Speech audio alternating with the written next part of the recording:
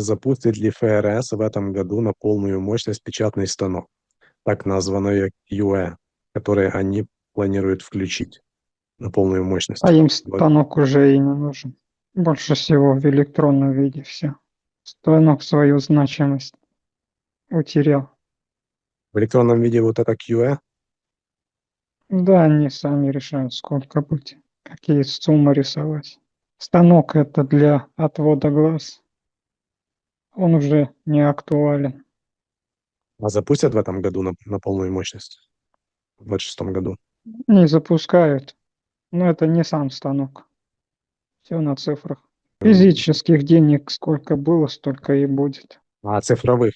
Будут печатать цифровые деньги много? Они его не печатают. Будут. Когда это начнется? В каком Уже месяце идет. 26? Уже Уже идет? идет. Да. А когда будут людям давать? Будут ли Людям людям в давать? самом в конце, В конце года? последнюю очередь. Начало лета. Ну, это так, капельки.